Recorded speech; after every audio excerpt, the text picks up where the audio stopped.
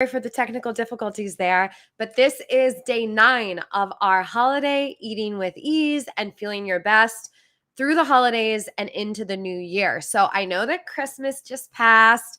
For those of you who celebrate, I know that we got Hanukkah, we got all kinds of holiday stuff, regardless of what you celebrate, right? And there's gatherings, there's people getting together, there's indulging, and it's super easy to overeat this time of year. So this day, day 9 of our series, is all about supporting you with kind of moving through that like post-eating guilt, that post-overeating or post-indulgence guilt, and moving you to a really, really empowered place so you can take care of yourself. So you don't go to that on track, off track, like, oh man, I ate like shit through the holidays.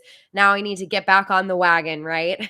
I don't want you doing that because that creates that roller coaster with your eating. And that's the absolute last thing we want. And on the other side of things, we don't also want you to just stay off the wagon. Like this time of year can be really sticky. It's that like wasteland sort of between Christmas and New Year's. And it's so easy to just be like, you know what?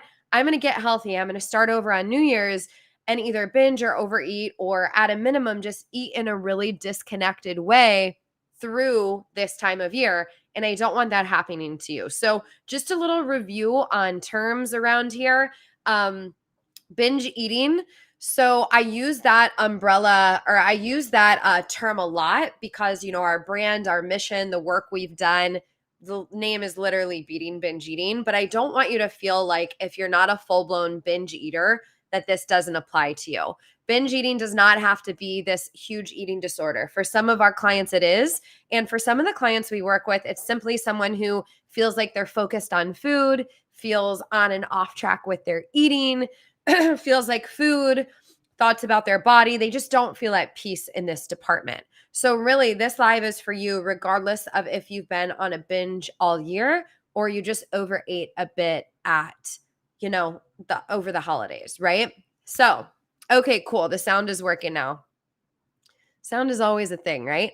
Hey, everyone on Facebook. Good to see you guys. Good to see you all on Instagram. I actually have my Instagram camera and my Facebook camera lined up, which makes me happy. So you may see my eyes doing this a little, but at least you're not seeing this side of my face during this live. So that's good. Okay.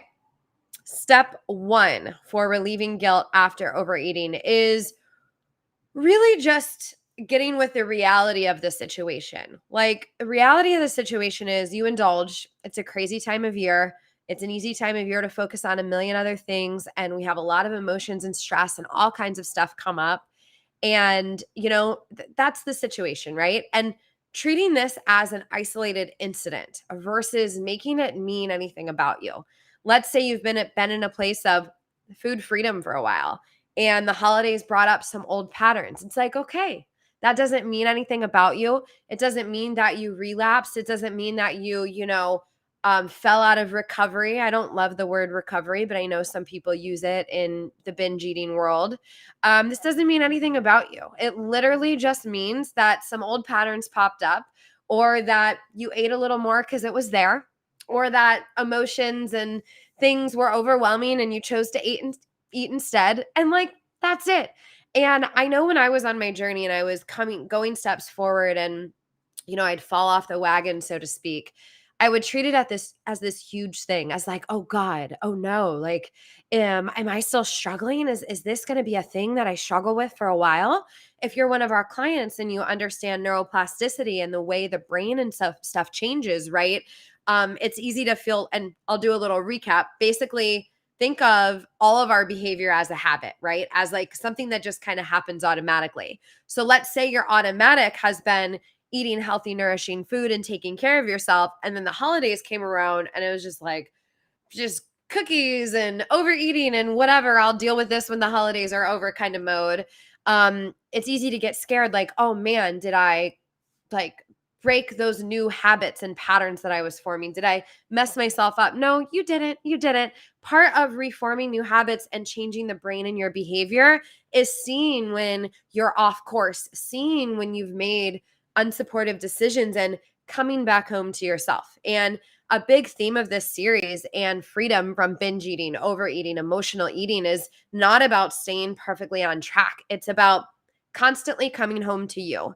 And this is the you that knows how to eat, that knows how to take care of themselves, the you that, knows how to sort through their emotions, how to um, make choices in ways that are supportive, how to, even when you don't have the power to make a supportive choice, at least check in yourself and nurture yourself and support yourself through it, right?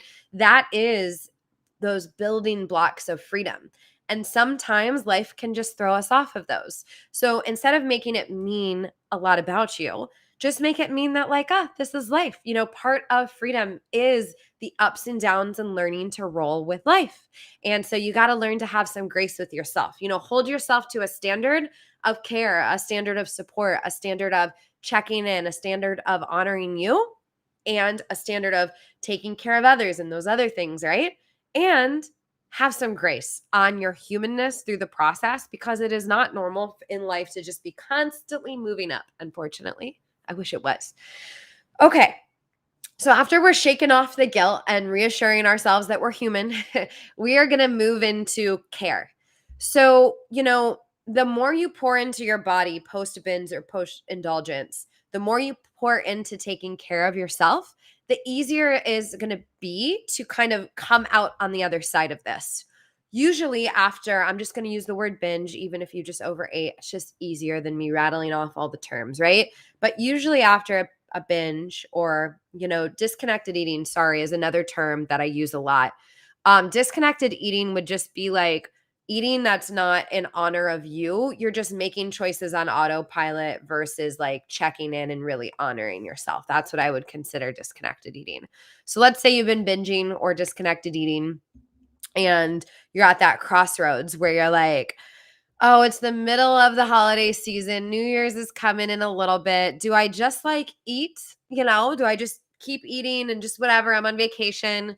Or do I start a diet now? Or do I start a diet in the New Year's? It's that fork in the road. Like, what path do I take? And the diet path is going to get you to a lot more pain and a lot more overeating and weight gain and things we don't want. And the disconnected eating path is going to get you to, one, you're not going to feel good. You're going to spend this holiday season legit not feeling well, feeling gross, bloated, guilty, all the things, right? So what's the middle ground? What's the middle ground between dieting and meh, whatever, I'll start on New Year's? The middle ground is what we've talked so much about in this series. The middle ground is what's going to support me right now, right? I woke up after overeating on Christmas. What's going to support me in this moment to feel my best so I can feel great this time of year, so I can connect with others and be the best version of me and be the happiest version of me, right? Food can feel real happy in the moment when it provides that relief. But when we think about the way it trickles into the day and how it feels for us, it doesn't just numb the pain, like I mentioned in the last live, or the last teaching. It numbs the light, it numbs the joy, it numbs the connection. So if you're in this space now where you're feeling a little icky from the food you've eaten, focus on what you can do to feel better. And a lot of times this looks like a couple things. It looks like balanced, satisfying meals, because we want to show the brain that it's going to get fed. If your brain thinks you're going to restrict after a binge or overeating, it's going to send messages to eat more. It's going to send messages to think about food. It's going to send messages to your body to not feel as full and satisfied. You will be tunnel vision to eat more if you're running the script in the back of your mind that you're going to restrict or start a diet. That's just how it works. That's how it works with just behavior in general. But from like a physiological level, since food is required for survival, that is how it works from a like a chemical wiring inside of you as a human being and this kind of survival mechanism thing too, right? So that we don't want to do that. We want to focus on showing the brain, hey, even though I've been binging and even though I want to get weight off or even though I want to diet, I'm going to focus on taking care of you, feeding you, and getting you what you need to thrive instead of focused on weight loss and debloating only. because that's what I used to do. I used to like binge, and then the next day I'd be like, how can I get this off? Can I sweat? Can I drink green juice? Can I do whatever? Can I diet? And then I'd have crazy cravings and binge again. I'd think about more food. I would gain more weight doing the yo-yo stuff we don't want, right? So step one is showing the brain, hey, even though this happened, we are taking care of you, brain. I don't need you to yell at me for cravings because I got you. I'm going to feed you. Step two is not only am I going to feed you and nourish you, but how do I actually take care of you? And how do I use food and use movement and use my choices to support me in feeling how I want to feel? One of my biggest pieces of freedom, well, there's a lot of them, not dieting, all of those, right? But like, was this deep, deep, deep embodied practice of coming from a place of how I feel affects everything around me. It affects what I create in my life. It affects my goals and dreams. It affects my family. It affects the people I love. It affects everything. So, what can I do to feel good? Feeding myself appropriately and taking care of my body's needs is a huge part of that. There is a huge hole in the mental health community, I believe, that doesn't acknowledge this stuff, that doesn't acknowledge that vitamin deficiencies can contribute to anxiety, depression, mental health.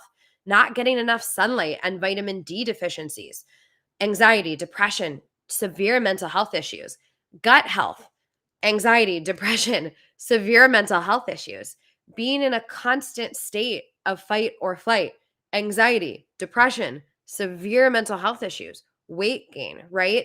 There are things that are so important. And the unfortunate thing about them is when we start changing them, we don't always feel an immediate shift. You know, taking care of your body is kind of like, it's got a layer. It's got a layer. You know, I'm doing this detox thing right now. The protocol line is through Cellcore. You have to get it through a practitioner. I'm trying to get the practitioner code so I can support our clients with it, but that's besides the point. The first part of it, I didn't like it. I didn't like it. None of the changes felt that good. I was having detox symptoms. And then before you know it, as I was doing my morning walks and I was slowing down more and I was, 3 weeks into this thing, the changes started stacking.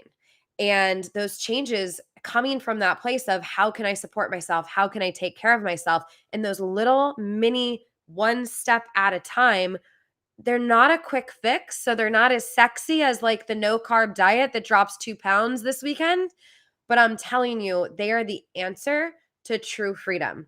They are the answer to empowerment. They are the answer to you feeling like the happiest, most vibrant version of you. And they're not always the prettiest. Sometimes you got to go through some mud and some shadowy stuff to be able to come from that place. But the commitment to it and the commitment of those mini moments of choosing for you and choosing that care is so, so powerful. So my message to you is no matter how shitty you feel from whatever food you ate this weekend, or maybe you're not even here for food stuff, but you most likely are. No matter how icky you feel, no matter how much you want fast relief from dieting, or how much you want fast relief from more food and just saying F it until New Year's comes, find that middle ground that looks like I'm not on a diet and I'm not disconnected. I am connected with care. And connected with care sometimes looks like more Christmas leftovers and cookies, right? Connected with care doesn't mean you are only making classic salad, sweet potato and chicken choices from like a fitness menu, right? Connected with care means that you are simply honoring yourself. And, I scrambled some mac and cheese leftovers in my boyfriend's scrambled eggs the other day. And honestly, that felt like a really connected choice because we were doing like our little Christmas leftover morning. We were playing with toys. Like we were doing the whole Christmas thing. And, would a nutritionist tell you that that is the most nourishing choice? Maybe not, but it was nourishing for us and our family. And sometimes those are the choices that are the healthiest for you. Now, if I was having scrambled mac and cheese every morning, would I feel good? No, I wouldn't. No, I wouldn't. We actually went to a restaurant for lunch and I chose a Greek salad and had some carby stuff on the side. And that was a really feel good choice because I needed it. I wanted those fresh things, right? So these choices are not about your textbook. Is this healthy according to Nutritional and Fitness 101? I'm encouraging your choices this time of year, especially, but honestly, for the rest of your life, to be from looking at yourself as a holistic individual. Your mental health matters, your emotional health matters, your joy matters, play, movement that feels good, food that works well in your body. These are all a part of your mental, your emotional, your physical well being. It is not just about, did I hit my calories today? Did I get enough macronutrients in? No, no, no. You can be a healthy, vibrant individual without worrying about all of that and just coming from a place of care for you. So I hope this helped in the world of just kind of getting out of that slump. Also recommend doing things that make you feel good, reaching out to people that are supportive. Go back into, I believe, what day was it? Day 8 was dealing with loneliness, depression, anxiety, stress through the holidays. Day 7 was how to handle triggering conversations with people around food, weight, body, emotions. Day 6 was, I don't even remember, but somehow in day 6, we got into how to have empowering conversations with others when you need support, when you need to have a boundary. So if you need to call on others to support you through this journey, do it and check those lessons. And if you need anything, I'm here. I'm here to guide you through this difficult time, through this amazing time. Let's say you're just freaking having an awesome holiday season and the food and body stuff you feel a little disconnected from and you need some support with. We're here. So shoot me a message if you need any more support. From now until New Year's, our Food Freedom Collection is going to stay at the really low $129 price point. It will actually, I'm probably not going to offer it in the same way in the future. We're going to tease out the programs. It's going to be a higher investment. So if you want support in anything ranging from binge eating to body image, go snag that collection while you can. It's foodfreedomcollection.com. It's in the link in my bio. Excuse me. I'm talking a lot today. Link in my bio, or you can just message me and I'll get it to you. Gina says, so thank you so much. It's so nice to know that if I get off track, it's not the end of the world. Not the end of the world. My God, Gina, we are friggin' humans out here. Honestly, I sound like I know what I'm talking about, but no one really does. I mean, I think there's like billions of stars and galaxies and so much, so much. Probably other humans someplace that we don't even know about, alternate realities. We got no idea what's going on, right? But what we do know is we do have a voice in us that knows how to take care of ourselves and knows what we need. And we might not have space in our life to do it in the exact way we truly, truly want to. But I promise you, there is space there to do those little mini things to come back home to yourself and support you with that. And you being a human and not being on this constant like growth trajectory, getting better, consistency, that is truly a part of the human experience. It really, really is. And if we speak of like universal law, there is nothing that I know of that's 100% go all the time. Nearly everything has seasons. Bears are hibernating like in their cave for months. There's seasons to everything. There's no flower is blooming all the time. They're just not. And if you look at the seasons and think about how harsh winters are in some regions, right?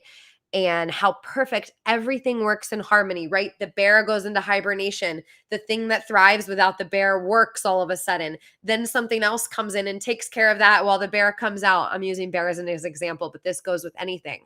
Like nothing is just 100% on in our world. The tides come in and out. You're not just at low tide enjoying the beach and everything all the time, right? There's rain and there's beautiful sunshine. Like everything is like that. So just like there is this inhale and exhale of every natural system in the world. There is an inhale and exhale. There is a spring and summer and winter and fall to us. And I think it's important to honor that. And we might, depending on the way that you're wired as a human, you might be wired in kind of a longer seasonal, or you might be wired more like me, which is a push, pull back, push, pull back. And I have just had to work with this aspect of myself and realize that that's just how I work. I'm not on all the time. And how do I support myself in those moments that I'm not? How, like PMS, I have gotten 75% better, but it still sucks. And I used to be really mad that it sucks, and I still don't like it. But for those 5 to 7 days, what can I do to support myself through it, right? We are, especially as women, we got some cycles going on.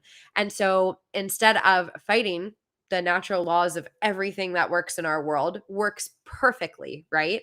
Allows for life on this planet, we got to roll with it sometimes. So you overeating every now and then, or like an area of your life feeling like it's neglected because you're focusing on something else, that's like that's life. So be gentle on yourself, but then also not in that disconnected way where you're not, you know, like there's a way to be gentle but still being in it, right? The thing I like to avoid the most I can is the complete disconnection F it button.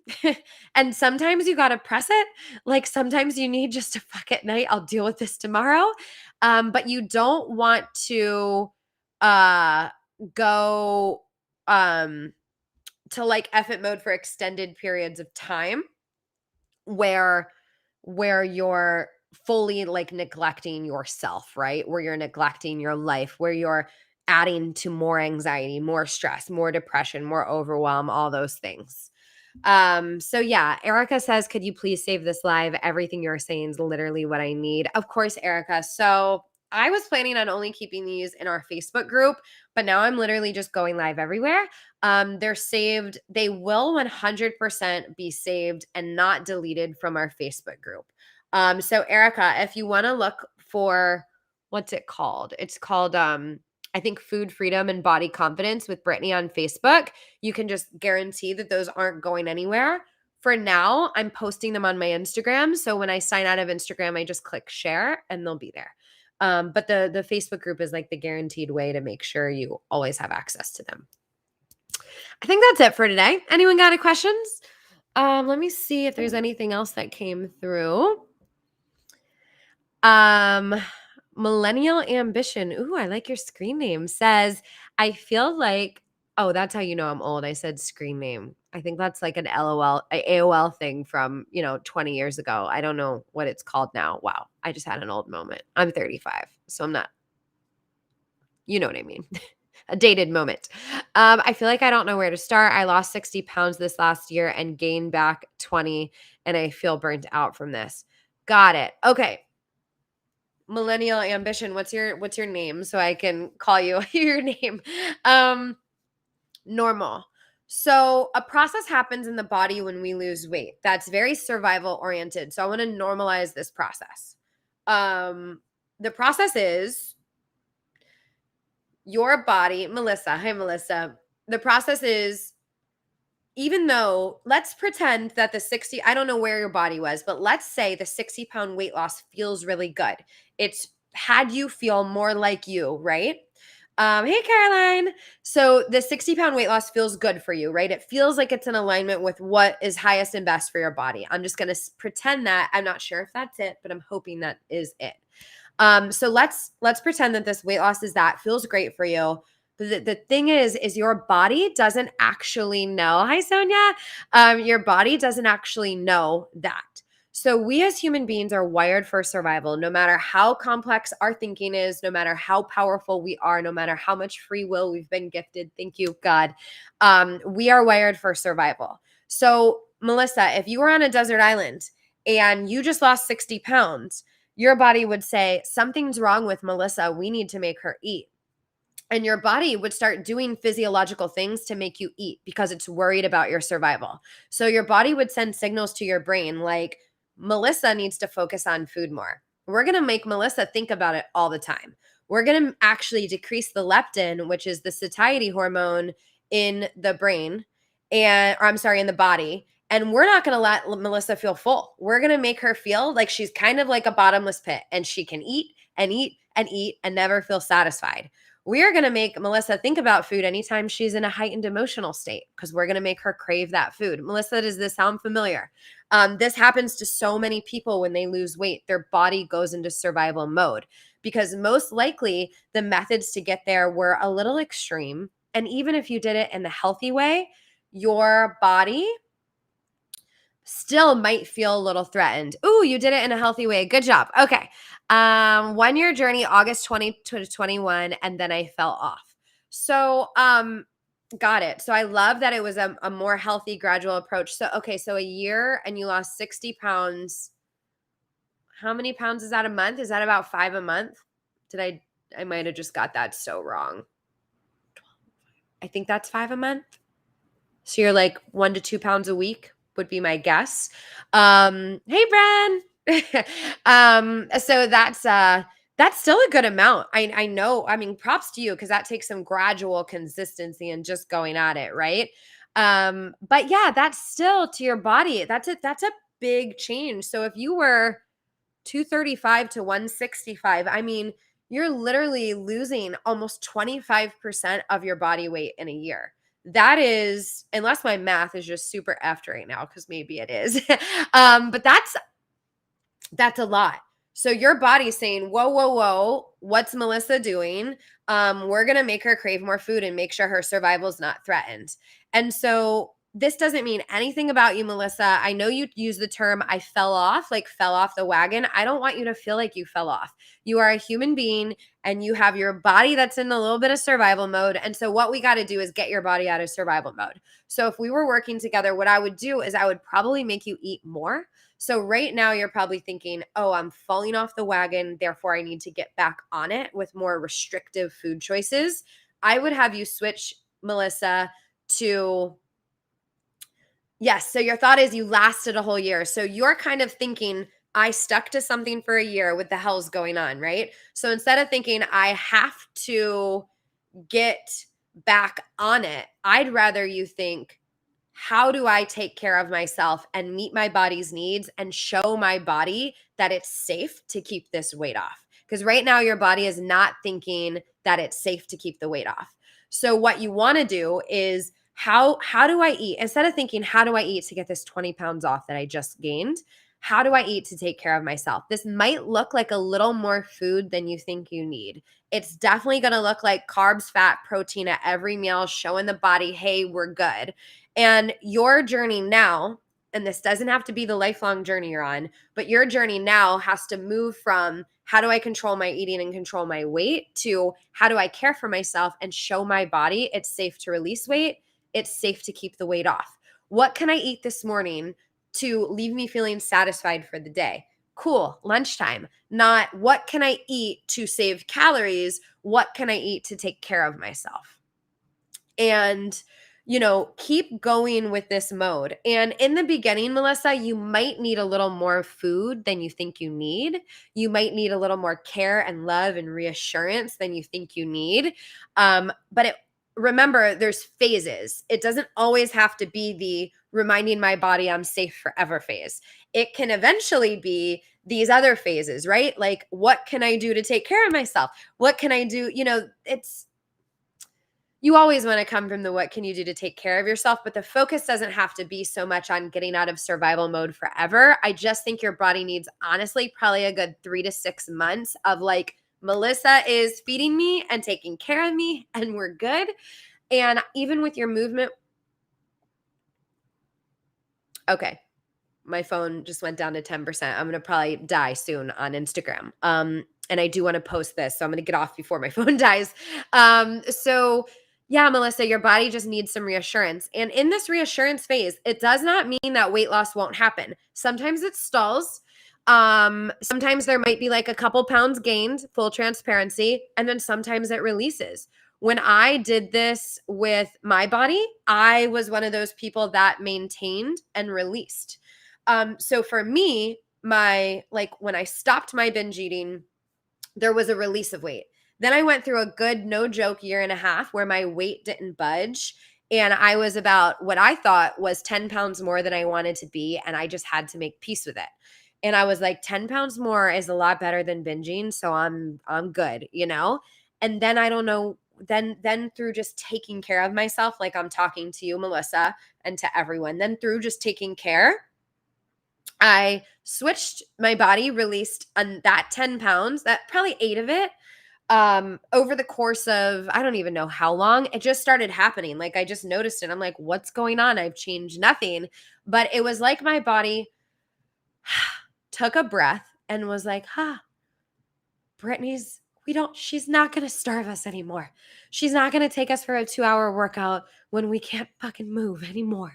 She's going to take care of me. So I'm going to release this weight because it doesn't have to stick on her anymore. She's not going to fight me every day anymore. It was like this breath that my body took.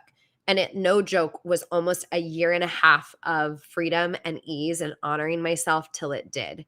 Now, I'm not saying it has to be that long for you. I was full-blown binge eating disorder, full-blown orthorexia, full-blown eating disorder for 15 years of my life. It took me a little bit to move to the other side of it. Your journey doesn't have to look like mine, but I see this. I mean, I've closely worked with probably 1,000 women, like spoke to them on the phone consistently. I have thousands of hours of coaching, not exaggerating, under my belt. We've had over 3,500 students. I think we just hit around 3,500 recently. I've seen this in so many different ways. And I just want to let you know that there's nothing wrong with you. Now you're just moving into a different phase, and that's okay. I eat until I'm numb. So I went back to that. I definitely have binge eating disorder.